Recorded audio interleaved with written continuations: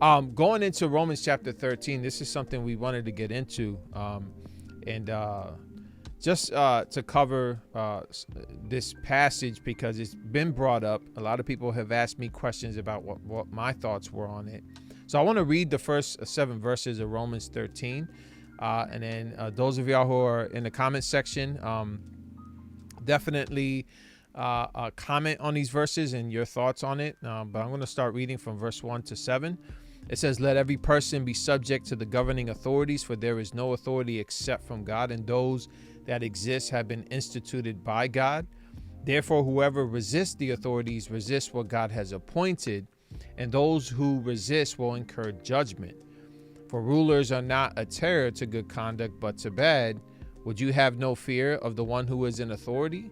Then do what is good, and you will receive his approval. For he is God's servant for your good. But if you do wrong, be afraid, for he does not bear the sword in vain. For he is the servant of God, an avenger who carries out God's wrath on the wrongdoer. Therefore, one must be in subjection, not only to avoid God's wrath, but also for the sake of conscience. For because of this, you also pay taxes, for the authorities are ministers of God, attending to this very thing. Pay to all what is owed to them, taxes to whom taxes are owed, revenue to whom revenue is owed, respect to whom respect is owed, honor to whom honor is owed." And so that's Romans chapter 13. I actually read a commentary. I chuckled a little bit because someone made the comment that someone said about this passage that no passage has caused more unhappiness and misery than this one, they said. And I think their struggle was, they were thinking in terms of, okay, does that mean we just do whatever the unjust tells us to do, even if it means compromising what we believe as fellow believers? And even EC asked the question, should we be allowing the government to regulate corporate worship, fellowship, and evangelism? Go therefore, ? So it does bring up the question, how do we interact with government officials or situations where something like an unjust ruler, or how do we deal with this situation in Romans 13? Yeah, well, I think there's a couple issues at play. Number one, we've got to let Scripture interpret Scripture as well. So this isn't the only passage that we want to deal with. Of course, if things got really bad, just from a perspective of persecution by the government, we certainly would go to, I think it's Acts 4, where Peter says, we must obey God rather than man. So there's always this appeal to higher authorities in any kind of dynamics, relationships. There is the authority of the church, but there's also the authority of the government. But higher than the authority of the government is the authority of God. I think the other aspect of it is it takes some wisdom to know how and when to apply these passages. And I think this isn't to talk like ethics are situational. It's not. The word of God is clear, but there's a word aptly spoken, and so I think you got to use the right verse at the right time. I think as a whole we're in a season right now where, because the uniqueness of the pandemic, we should do what we can to submit to the government as much as possible.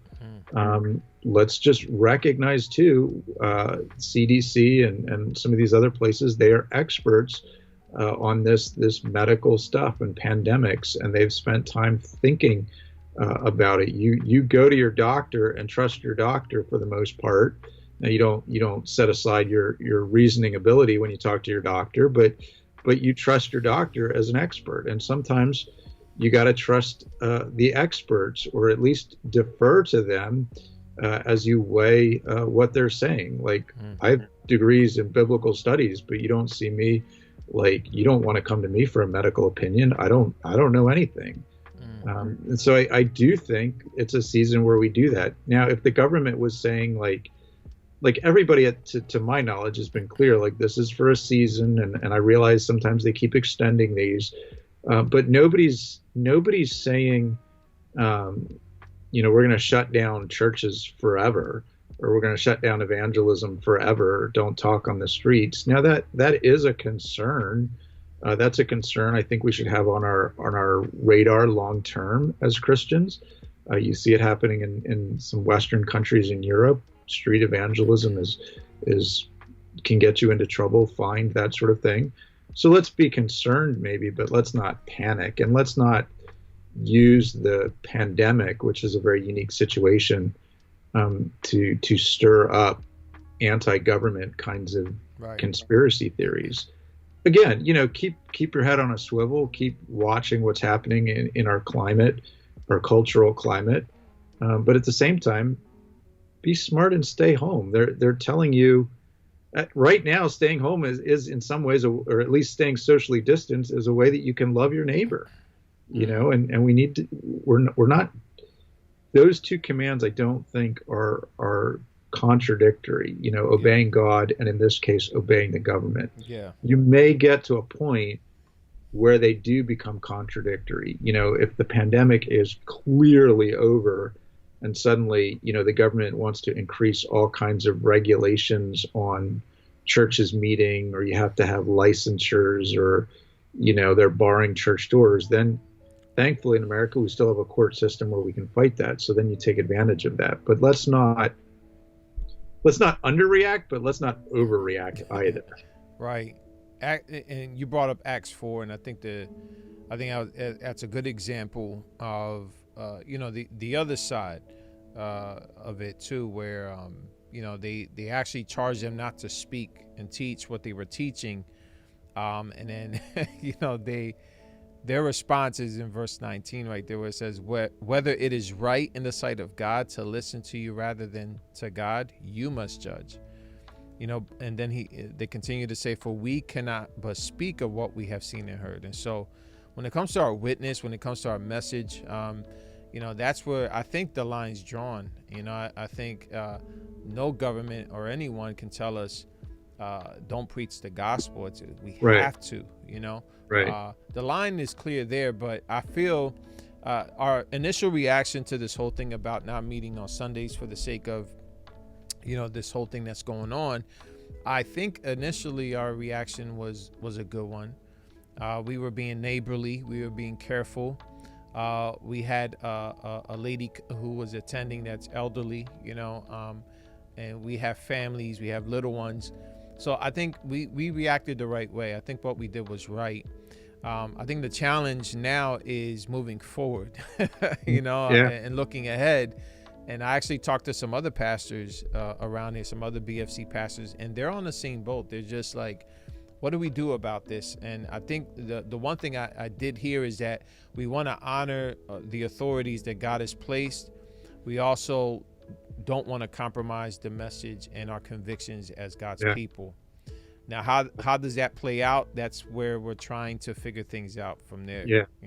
So EC says a governor did say they would permanently shut down church buildings. I think, and EC maybe is still on and can comment on that, but I think that was in New York or something. Yeah. And, it is frustrating when sometimes these churches, and I understand the intent to try to keep worshiping, but I think it is frustrating when they want to I think there can be an arrogance in how you conduct yourself in terms of, I'm not going to listen to the government because God's my higher authority. Well, yeah, God is our higher authority. And we want to follow that. Right. But at the same, and believe me, sometimes, some of these governors, particularly the more liberal ones, they think all the power flows from the state. And we need to remember that, first off, in an American constitutional system, the power comes from the people. But second off, according to Scripture, all the authority comes from God and has been delegated to government. So, the governor's authority is not absolute, and there is an appropriate time, I think, to push back and challenge in court.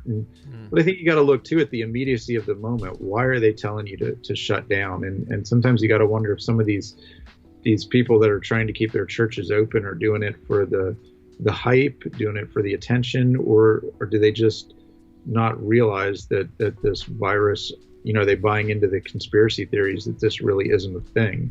Yeah. That's the stuff I want to avoid as Christians, buying into the conspiracy theory. I'm sure there are some churches in various rural places that probably is safe for them to open up back up sooner. I mean, even the Pennsylvania governor, I think, said certain parts of the state might be able to open up sooner than others. And a couple of people said on here, it's a freedom issue. There's Lynette said about Romans 14 and 15. I do think that's right. As we move to get back to normal, I think you listen to the guidelines of the state and the government when they're giving us the health advisories. You look at your people, you look at where you are in the country, and then you try to make wise, prayerful decisions. When do we start meeting up again? Or, and maybe you have smaller gatherings for a little while before you do your whole big gathering or something. I think there's a lot of opportunities to, within the boundaries of the Word of God, think creatively. And look, there are Christian organizations, and my mind just went blank, but law firms and stuff that there will be a time, if this goes on too long, that court battles will get fought, or after things have subsided, governors or whatever that shut down, overextended their legal authority in shutting down a church too soon or too strongly, or revoking a permanent permit to the building, that'll get challenged. And we shouldn't be afraid to respectfully and honorably have our day in court and argue those kinds of things with integrity. Yeah. At the same time, realize this is a very unique situation. And yes, some people are going to use it for power grabs. Some people are going to use it for attention. But that doesn't mean sometimes you don't listen for the short term. Yeah. Yeah, it's it's tough. I think what captured it for me was when one of the protesters who wanted the state to open up, and they did they lined up the cars, and they just parked on the street, honked horns, and had signs. And then as they were trying to get home, you had nurses and people that worked in the hospital in their way also, blocking their way of getting anywhere. So that was the other side is, they're the people in the hospital, the workers there were angry because there were people out protesting but weren't respecting the social distancing. But then there were those who were protesting, and voicing their opinions. And I was, for me, that image grabbed both sides. You have people that stay home, and do what you got to do at home. Then there's other people who are feeling the weight of this, of the shutdown, where there's small businesses hurting. And you're just seeing both sides, a lot of tension, you know what I'm saying? Yeah. And I like what you're saying too. And I think we have to somehow maintain patience, the fruits of the Spirit in the midst of all this. And at the same time, we, have to prioritize what we should be passionate about when it comes to what we, our voice, So Peggy says, commenting on Hannah Johnson's comment here, that Habakkuk lived in a distressing, confusing time, and he continued to wrestle to God with his complaints and concerns and fear. And then she says, this is a time where the people of the word, we need to be people of the word and prayer and pursue wisdom before we act. I mean, I think that's exactly right. I hear what EC is saying on here as well. I mean, it does seem unfair that you can go into a grocery store and stay 6 feet apart. And of course, a non-Christian isn't going to see a church essential in the same way that we would. We would say, we don't live on bread alone, but on every word that comes from the mouth of God. We see that in Jesus. So we're walking this tightrope, and I'm a guy that likes to avoid either extreme. I tend to be a mediator kind of guy, and it does frustrate me when you see these Christians going out on one extreme. I don't want to go, though, the other extreme. And I think if you hitting the middle like that, I think allows for some liberty too. Like if someone, like I said, I think EC's making some really good points that we should wrestle with and pray. Like, we don't want to be too quickly giving up on church long term just because the government said so. And maybe there is a time to ask, like, hey, why are these businesses or whatever allowed to open back up, but a church can't? But some places have been real real open that churches can still they're considered essential to some degree. So I don't Yeah. know. I personally I can be a germaphobe a little bit sometimes. I don't know if I want to be crowded too close to a whole bunch of people, even though I love them. but Right. but at the same time, you know, this is still pretty new. I mean, realistically, we're only 4 or 5 weeks into this. People can't even agree how long this is going to go on. Let's not jump the gun either way. Now, Right. a month from now, 2 months from now, if it's still going on 3 months from now, like some people are saying, we may have to come up with some more creative solutions where we do gather, but we're all in like hazmat suits. Or no, I'm just kidding. But we all, we're less people in the building, or the chairs are set, 4 or 5 feet apart more, or you gather with a small group of 20 people and do that 3 different times a week, depending on the size of your church. Right. You know, those kinds of things I think are options for us to again pray about, think outside the box a little bit. Yeah. But I don't think that necessarily means like tomorrow or even 2 weeks from now we need to come back all in and have the big church gathering again. Yeah. But I think again, our decision wasn't mainly because the government asked or said what they said. I think our decision mainly came from us wanting to be good neighbors, to be Christians, and so that's important to say, because a lot of people are frustrated. I feel the frustration. I understand, and to some extent, I am getting a little agitated by not. What do I do now? What does the church do now that the curve is, kind of like flattening a little bit, whatever the case is.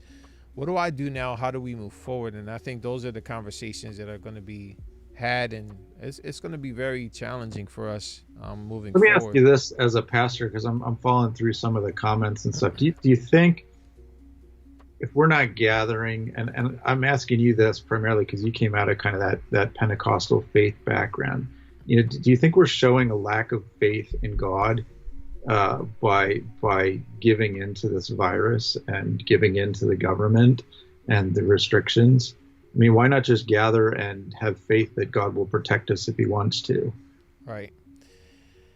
Well, see, I'll give you the hard ones. Yeah, thanks. Well, I'm going to say there isn't a lack of faith on our end. I think it was more of an issue of wisdom and being neighborly, thinking of others and being careful with our children, with our kids, with this whole thing going on.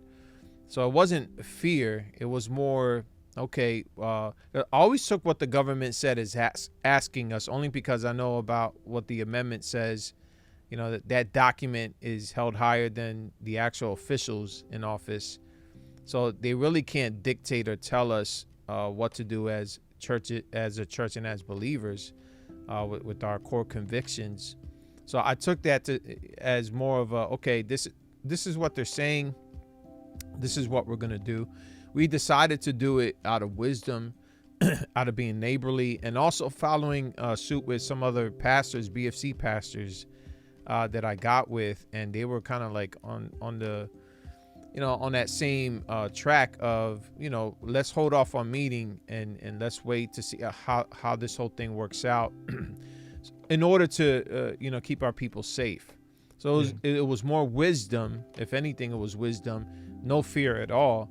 I think if the government, for whatever reason, or anyone, if anyone would tell us you shouldn't meet for no legit reason, as far as like this whole pandemic, we have an obligation to serve God rather than man at that point. This was an issue of us wanting to love our neighbors, to be wise with our people, and now we're going to move forward with wisdom, and we will gather together, at some point. And there might be even a point where it's going to be an issue of faith, because the world is saying no, and we're going to end up saying, well, we're going to do this, because this is what we're supposed to do as God's people. We're not afraid of that. I just think, so I would say it was out of wisdom, not out of fear.